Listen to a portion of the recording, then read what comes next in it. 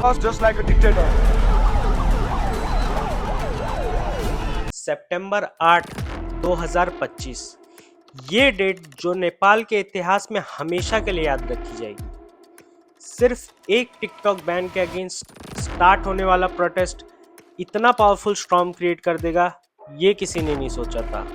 एक complete government collapse होना, 51 से ज़्यादा इनोसेंट लाशें और यहाँ तक कि वहाँ के पार्लियामेंट की बिल्डिंग भी जलकर खाक हो गई और दुनिया का सबसे यंग रेवोल्यूशन जो स्टार्ट हुआ। लेकिन ये स्टोरी सिर्फ सोशल मीडिया के बैन होने के बारे में नहीं है, ये स्टोरी है जेंजी की, दोस्त who are born in digital era, who think different और जो ट्रेडिशनल पॉलिटिक्स को चैलेंज करने से नहीं डरते।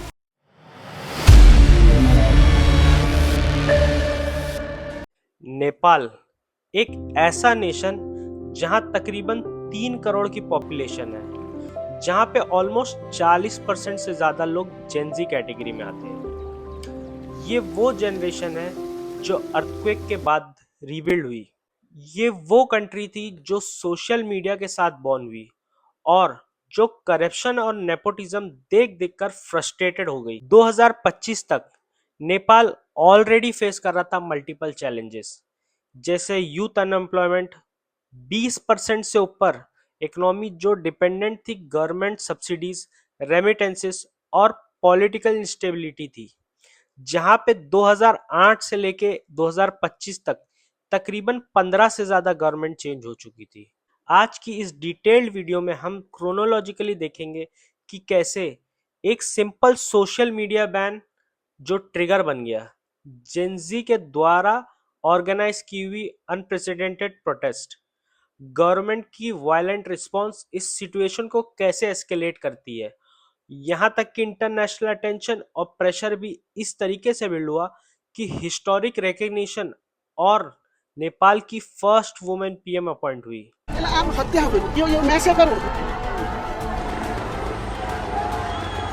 इस स्टोरी में आपको हर तरीके का मसाला मिलेगा। ये स्टोरी में हीरोज भी है, विलेंस भी है, पॉलिटिक्स भी है, टेक्नोलॉजी और सबसे इम्पोर्टेंट एक बात, जनरेशन की अवेकनिंग। वीडियो के एंड होते होते आप सबको ये पता जरूर लग जाएगा कि क्यों सारे एक्सपर्ट्स ये बोल रहे हैं कि ये सिर्फ नेपाल का ही नहीं बल्कि पूरे साउथ एशिया का फ्यूचर पलट देगा। नेपाल की पॉलिटिकल जर्नी समझने के लिए हमें ये जानना जरूर होगा कि ये कंट्री कहां से कहां पहुंचा। तकरीबन 2006 में यहाँ पे मोनार्की एंड हुई, 2008 में ये कंट्री रिपब्लिक बना, लेकिन स्टेबिलिटी कभी नहीं आई। यहाँ पर केपी शर्मा ओली जो सितंबर 2025 में रिजाइन किया, वो ऑलरेडी यहाँ पे थर्ड टाइम पीएम था।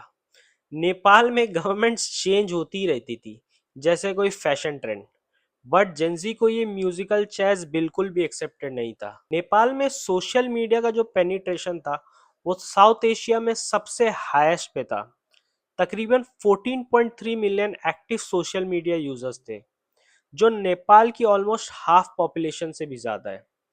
तकरीबन फेसबुक पे अकेले 13.5 मिलियन यूजर्स थे और इंस्टाग्राम पे 3.6 मिलियन यूजर्स। लेकिन ये कोई एक सिर्फ एंटरटेनमेंट का माध्यम नहीं था। यहाँ पे young entrepreneurs, content creators, students, सबका लाइवलीहुड इस पे डिपेंड करने लग गया था इन प्लेटफॉर्म्स पे।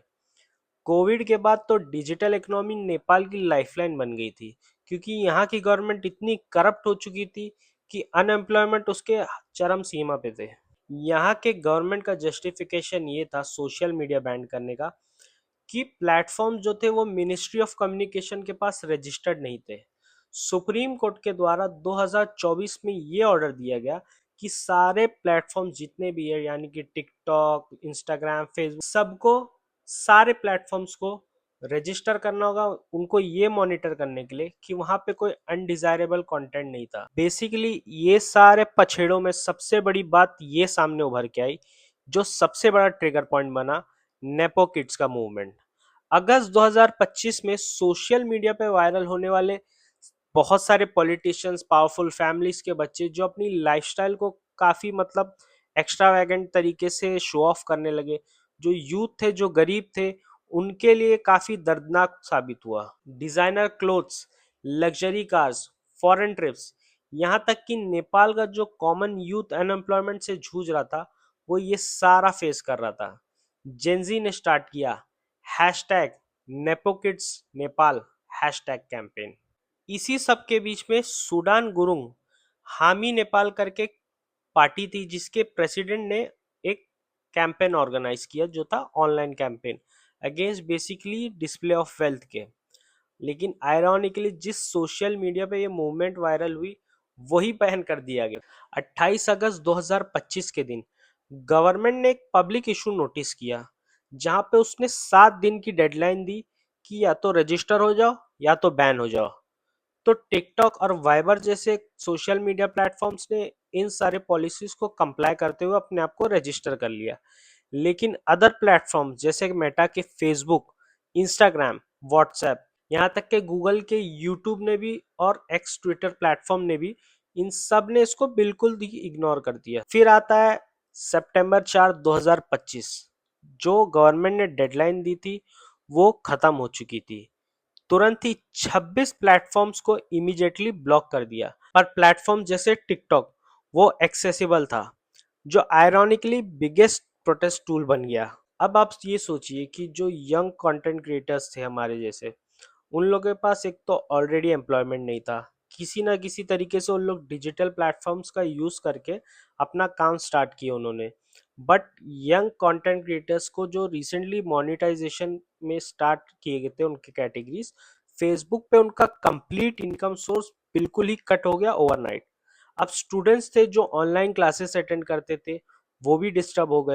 फिर आता है 7 सितंबर की रात, जबकि मेजर प्लेटफॉर्म्स लॉक थे, टिकटॉक पे कोऑर्डिनेटेड कैंपेन स्टार्ट हुआ। हामी नेपाल ने सर्कुलेट किया कि प्रोटेस्ट रूट्स, सेफ्टी इंस्ट्रक्शंस और स्पेसिफिक डिमांड्स। अब सुडांग गुरुंग के बारे में आपको बता दूं, वो एक 36 year old DJ turn activist थे, जिन्होंने ये इवेंट ऑर्गेनाइज किया। वो एक अनप्रेसिडेंटेड मोबिलाइजेशन स्टार्ट किया उन्होंने। उनका बैकग्राउंड बेसिकली बहुत इंटरेस्टिंग है। अर्थक्वेक जब 2015 में आया था, तो उन्होंने पर्सनल ट्रेजेडी फेस की थी। उसके बाद वो रिलीफ वर्क में बिल्कुल ही एक्टिव हो गए। इस प्रोटेस्ट का प्रोटोकॉल बिल्कुल ही क्लियर था। स्टूडेंट्स थे, वो सारे यूनिफॉर्म में आना था, उनको बुक्स कैरी करना था, एक पीसफुल प्रोटेस्ट मेंटेन करना था। पॉलिटिकल पार्टीज को स्पेसिफिकली पूछा गया था कि इस सारी चीजें से दूर रहिए आप लोग। ये प्योर जेंजी मूवमेंट था। सितंबर 8 2025 के दिन पे सुबह 9 बजे मैतीघर मंडाला में गैदरिंग स्टार्ट होती है।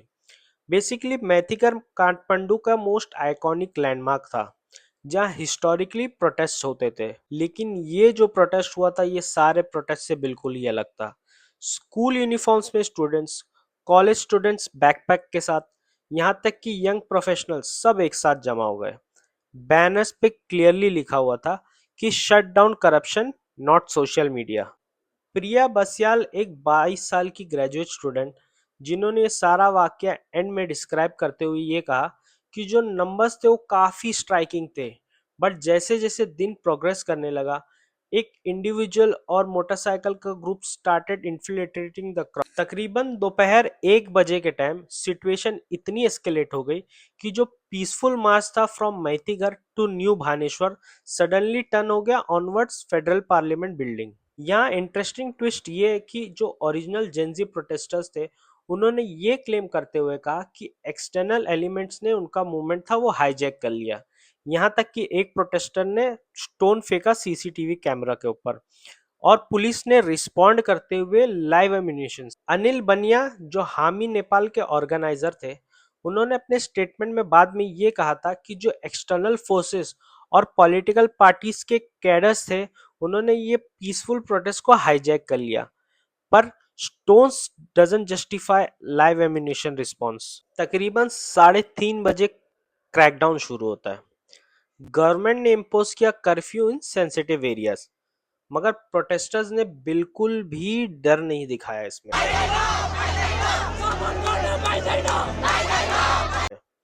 पुलिस का रिस्पॉन्स बिल्कुल ही हार्श था, जैसे कि tear gas, water cannons, rubber bullets, यहाँ तक कि अल्टीमेटली उन्हें लाइव एम्यूनिशन का सहारा लेना पड़ा। So young people took to the streets. At least 22 people were killed and शाम होते होते ये तो बिल्कुल ही क्लियर हो गया था ये कोई ऑर्डिनरी प्रोटेस्ट नहीं है, ये एक रेवोल्यूशन की शुरुआत हो गई है। सितंबर 8 की शाम तक तो डेवेस्टेटिंग स्टैटिस्टिक्स सामने आए। Total 19 confirm deaths, 17 in Kathmandu alone. Civil service hospital treating 436 patients, यहाँ तक कि नेशनल ट्रॉमा सेंटर में 161 और एवरेस्ट हॉस्पिटल में 109 पेशेंट्स एडमिट हुए। विक्टिम्स मेनली यंग टीनेजर्स और यंग एडल्ट्स थे। अमंग देम स्कूल स्टूडेंट्स थे जिन्होंने यूनिफॉर्म पहन के प्रोटेस्ट में हिस्सा लिया था, following Hami Nepal's call for peaceful demonstration. प्रीपा महा 20 साल की स्टूडेंट डिस्क्राइब करती है कि वहां पे क्योस 1 बजे के करीब इतना हो गया था कि कंप्लीट पैंडेमोनियम हो गया था।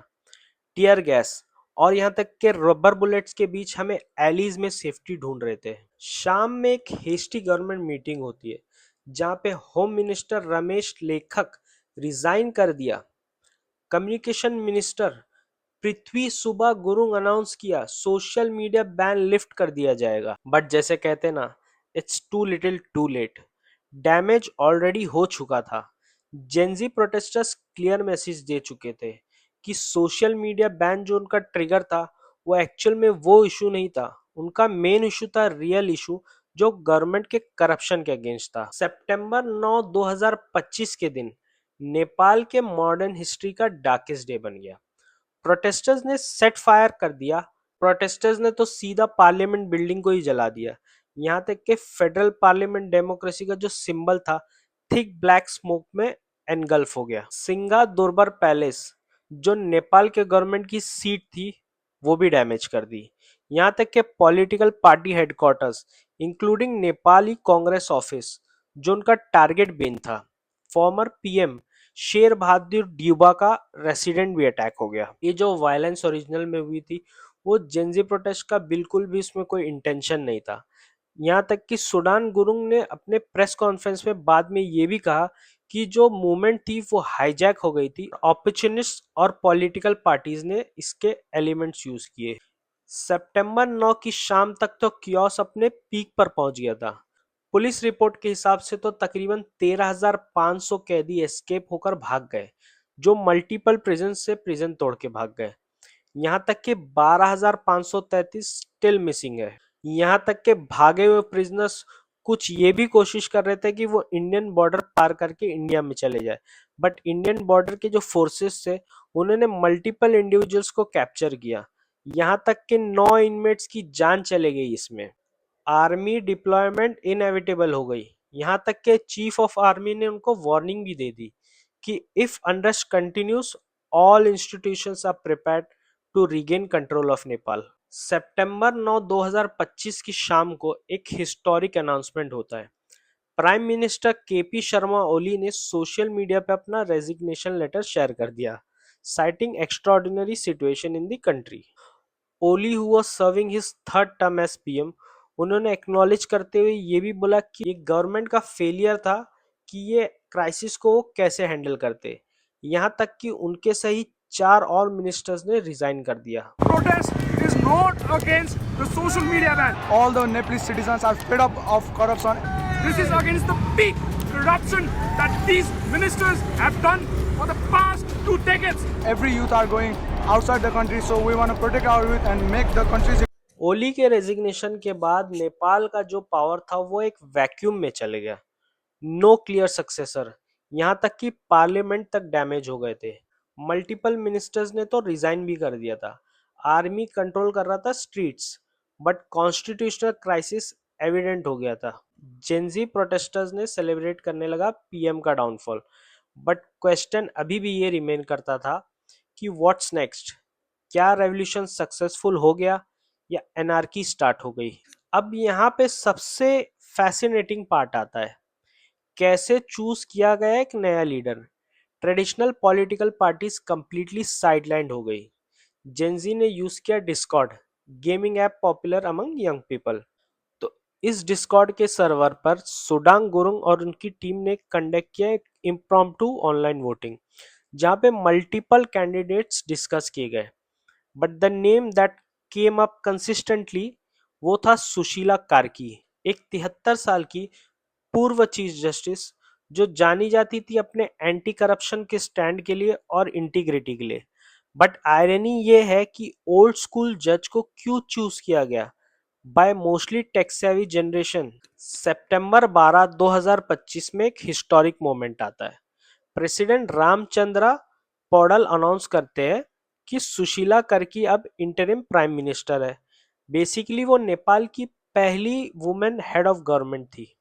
और बेसिकली कार्की का जो अपॉइंटमेंट हुआ था वो इंटेंस डिस्कशंस के बाद प्रेसिडेंट्स के, आर्मी चीफ अशोक राज सिगडल और प्रोटेस्ट रिप्रेजेंटेटिव्स के सिलेक्शन प्रोसेस भी एक अपने रूप में एक रेवोल्यूशनरी चीज थी।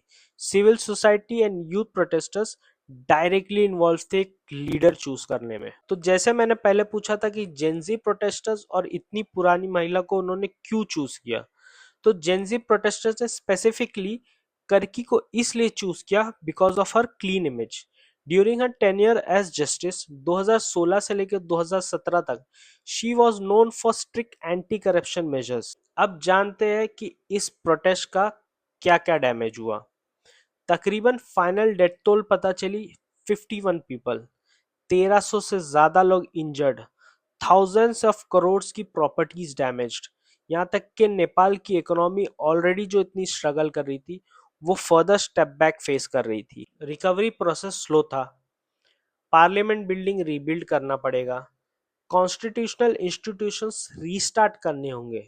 यहाँ तक कि इंटरनेशनल कम्युनिटी कंसर्न भी एक्सप्रेस कर रही थी कि उनकी स्टेबिलिटी गवर्नमेंट की बनी रहेगी या नहीं बनी रहेगी। ट्रेडिशनल पार्टीज जो इतने सालों तक नेपाल पे राज कर रही थी उन्हें फोर्स किया गया कि अब वो न्यू अप्रोच के साथ वापस आए। सोशल मीडिया बैन जो था वो परमानेंटली लिफ्ट हो गया। अब यहाँ पे कर्की के सामने मल्टीपल चैलेंजेस थे। इलेक्शंस ऑर्गेनाइज करना by March 2026, constitutional reforms implement करना, यूथ अनएम्प्लॉयमेंट एड्रेस करना। सुडांग गुरुंग और हामी नेपाल ने क्लियर करते हुए ये बताया कि वो गवर्नमेंट ज्वाइन नहीं करेंगे बट वो लोग मॉनिटर करेंगे सारे प्रोग्रेसेस को। उन्होंने ये भी कहा कि we don't want to enter politics, we are the voice of nation. ये जो नेपाल का जेंजी रेवोल्यूशन था वो एक कोई आइसोलेटेड इंसिडेंट नहीं था।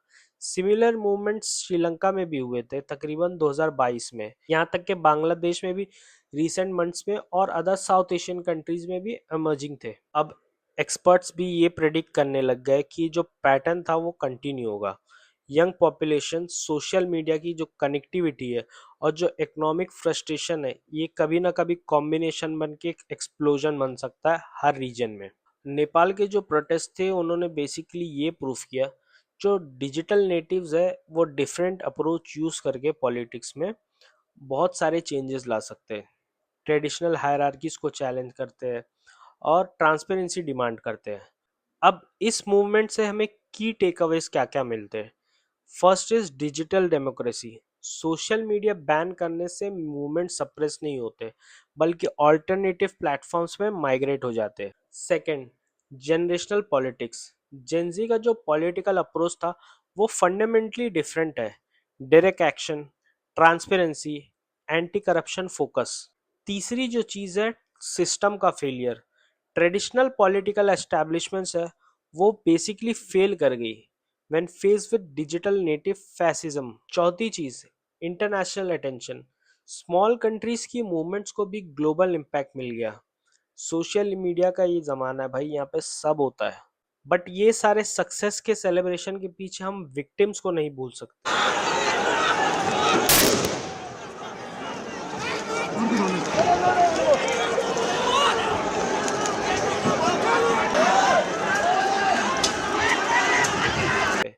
तकरीबन 51 जवान जाने चले गई, फैमिलीज डिस्ट्रॉय हो गई। बट अभी भी क्वेश्चन ये रहता है क्या ये चेंज पीसफुल वे में भी किया जा सकता था। दूसरा सवाल ये बनता है कि जो वायलेंस था उसकी रिस्पॉन्सिबिलिटी कौन लेगा। गवर्नमेंट की हैवी हैंडेड रिस्पॉन्स या फिर इनफिल्ट्रेटर्स जिन्होंने इस पीसफुल प्रोटेस्ट को हाईजैक कर लिया। ये डिबेट तो कंटिन्यू रहेगा। देखिए, नेपाल का जो फ्यूचर है वो अभी भी अनसर्टेन है, बट एक चीज बिल्कुल ही क्लियर हो गई है कि जो जेंजी थी वो पॉलिटिकली अवेक हो गई है।